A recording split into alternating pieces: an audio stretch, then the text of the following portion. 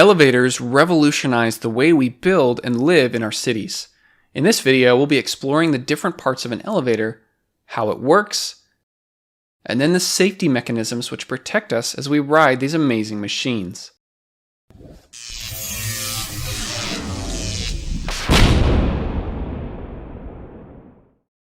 In the 1800s, architects and engineers were pushing the boundaries of how high we could build. As these buildings increased in height, there was somewhat of a limit. It was hard to utilize the upper floors because you had to walk up a lot of stairs, and no one really wanted to do that every day. The reason we started to build higher is because of elevators. In many parts of the world, it is referred to as a lift, but in this video, I'll use the word elevator. The elevator is not a recent invention. The idea of using a machine to lift things in the air, this is not a new idea. It can be traced back to ancient civilizations over 2,000 years ago. Various lifting devices such as hoists or cranes, these have been used in various places like factories and construction sites. But lifting people, that usually wasn't done. If that rope snaps, there is nothing stopping you from falling to the ground. In the early 1850s, Elisha Otis invented a safety mechanism that changed everything. Let's take a look. This is a simple lift that can be raised or lowered by the rope.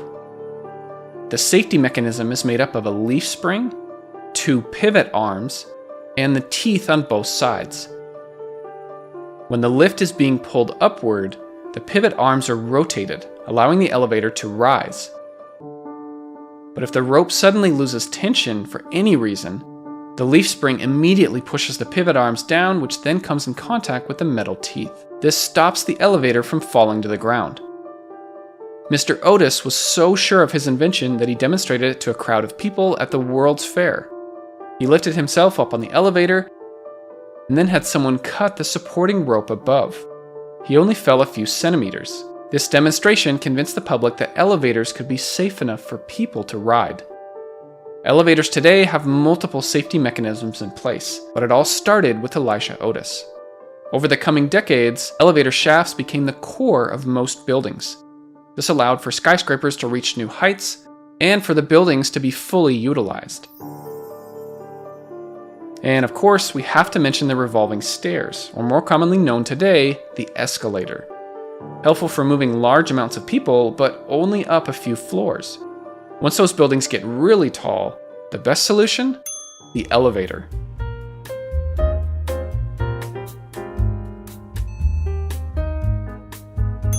Ah, that music. But for this video, we'll pick up the pace just a little bit. Let's go over some basic parts of the elevator. Now, there's a lot of different elevator companies and different ways to make elevators. Some of the mechanisms and names will be slightly different depending on the elevator. So keep that in mind. This is called the shaft or the hoistway, the elevator pit at the very bottom. Then we have the cab, which moves up or down inside the shaft, and these are the guide rails. The cab usually has guide rollers to move it along the rails. There are 2 main types of elevators: hydraulic elevators and traction elevators. In real simple terms, traction elevators lift the cab from above using cables, and the hydraulic elevators push the cab up from underneath. For most of this video, we're going to look at traction elevators. These are the ones you'll find in really tall skyscrapers. But first, let's at least get the basics of the hydraulic elevator. This uses a cylinder and a piston. These usually extend several floors beneath the ground, so there's enough length to push the elevator up. Close by, you'll find a machine room with a pump unit filled with oil. When the elevator needs to go up, the oil is pumped through the pipes and into the cylinder. The pressure pushes the piston up, which raises the elevator into the air. You'll find hydraulic elevators in smaller buildings, usually not more than 6 stories tall. This is due to the length of the cylinder and the pressure involved to push the piston up. Okay, traction elevators. Are you ready? Traction elevators are most common in taller buildings. In some places in the world, these elevators can service more than 100 floors. Let's not get too carried away though. I'm going to demonstrate this with just 4 floors. We'll keep things simple. At the very top is the machine room. This is where you'll find the electric motor. The motor pulls the cables by turning the sheave, which is basically a special kind of pulley. On one side, the cables go down and attach to the cab, and on the other side, it attaches to the counterweight. The counterweight moves opposite to the elevator cab. So why do we have this counterweight? Without the counterweight, the motor would have an enormous amount of tension on only one side. It would have to work a lot harder to lift or lower the cab. The counterweight makes it so that there is less strain on the motor. All it has to do is tip the balance so the elevator moves up or down. The counterweight will weigh as much as the cab when it's about halfway filled up. Ideally, the system will work best if it's perfectly balanced, but this won't always be the case. The weight of the elevator cab will frequently change. This is the controller box. It's like the brains of the elevator, safely moving it up and down. Not all traction elevators are going to have a dedicated machine room. They're able to fit the motor and other components at the very top of the elevator shaft. They refer to this as a machine room-less elevator, or MRL. We won't go into detail about these, but I at least want to mention them so you know that they exist. Elevators have many safety features built in to protect the passengers riding in the cab. First, you have the machine brake. This is used to stop the spinning of the motor and hold the cab steady. There are usually at least 4 cables holding up the cab, sometimes as many as 8 cables. Each of these cables is strong enough to hold the weight of a fully loaded elevator. The likelihood of all of these cables snapping is very small, but if it did happen, you would still be safe. Let me show you. Do you remember Mr. Otis's safety mechanism at the beginning of this video?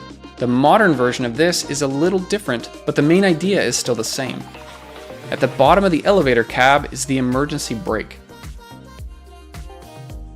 There are 2 clamps, and these are located on both sides of the guide rail. Normally they don't touch, so the elevator is allowed to move up and down. But if the lever is pulled, then they move in and grip the guide rail, which stops the elevator from falling. The lever is connected to a cable, and this is a separate cable from the ones that lift the cab. This cable attaches to another wheel at the top. Let's take a look. Back up here in the machine room, this device is called the overspeed governor. Normally, this spins along with the elevator cab as it moves up and down. Inside is a mechanism with 2 flyweights. Let's say, for whatever reason, that the cab starts to move downward too quickly. The overspeed governor will spin faster. If it spins too fast, these flyweights will move outward and catch the gear teeth on the side. This will stop the spinning, which stops the cable, and the weight of the cab now causes the lever to go up. And there's clamps on both sides of the elevator which firmly hold it in place. Now, if you do happen to get stuck in an elevator, don't try and force the door and climb out.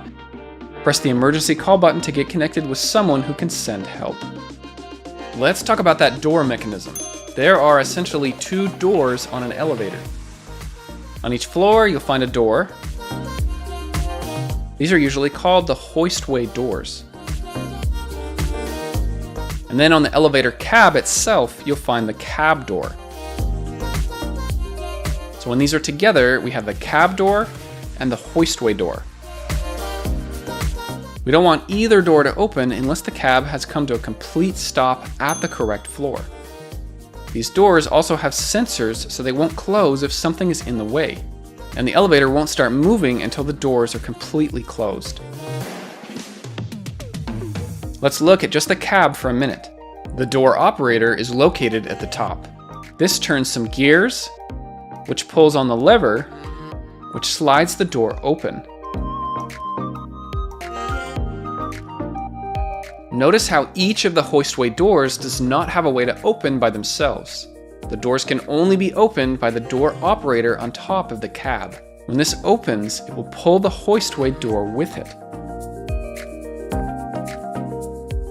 Each of the hoistway doors has an interlock.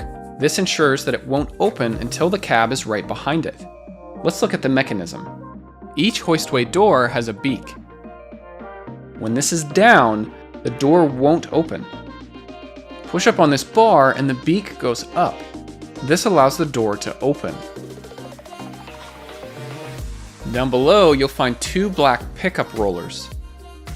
Push the one on the left and it rotates, which pushes up on the bar, which unlocks the door. So how does this get unlocked then? Well, I'm glad you asked. On the cab door, there's a piece called the clutch. As the cab moves up and down, the clutch moves right around the rollers. When the cab stops, the cab door will open. The clutch will push on the pickup roller, which will unlock the mechanism. Both doors can now slide open together. In a rescue situation, or maybe even for maintenance, the workers can use a special key to unlock the door even if the cab isn't right behind it. Now, a key like this should only be used by authorized personnel who have a good reason to be opening the door. And of course, be safe around elevators. Please don't be fooling around, be responsible, and use these machines as they are intended to be used.